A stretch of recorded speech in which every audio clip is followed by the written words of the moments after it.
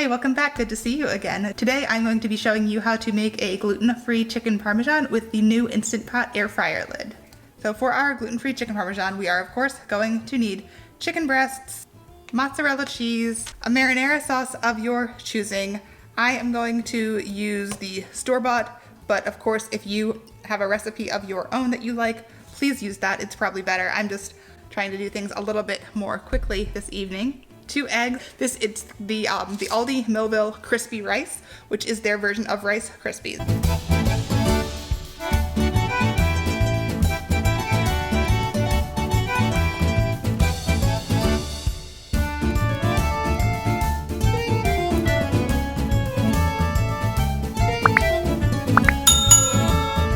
Next, we're gonna make an egg wash to help our breadcrumbs stick to our chicken. So we are going to use 2 eggs. Then we are going to pour our breading into a separate bowl. I'm going to take 1 chicken breast, coat it in the egg mixture really well, and then transfer it to the breading and roll it around in there and make sure that gets coated. Right, and then we're going to try double layer cooking.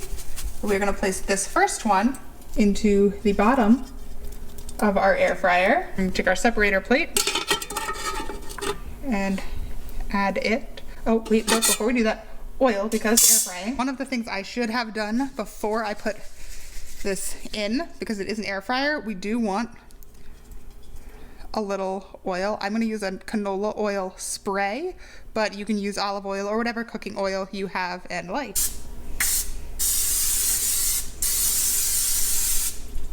There we go. All right, now we're going to do another chicken breast with the egg wash and breadcrumbs and place back into our fryer.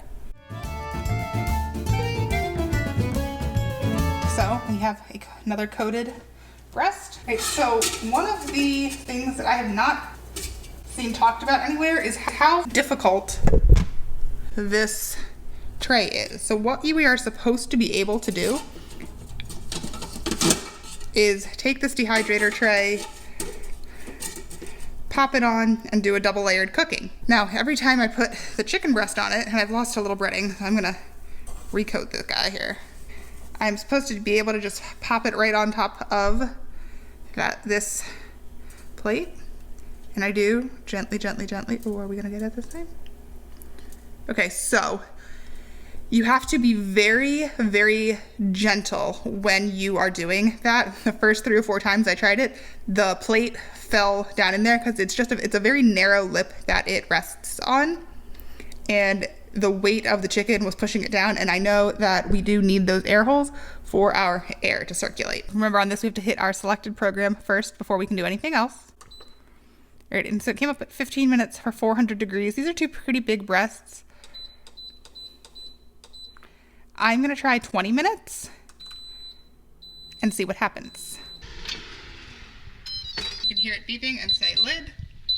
All right, so remember I told you guys I was having trouble with the dehydrator plate. You can see that, but I am going to turn my food. I'm going to have to put the camera down because I need 2 hands. I flipped my chicken and allowed to continue to air fry for the remaining 10 minutes. I did the same thing with 2 more breasts. After air frying, I then added sauce to each breast. After I added the sauce, then I added mozzarella cheese to each chicken breast.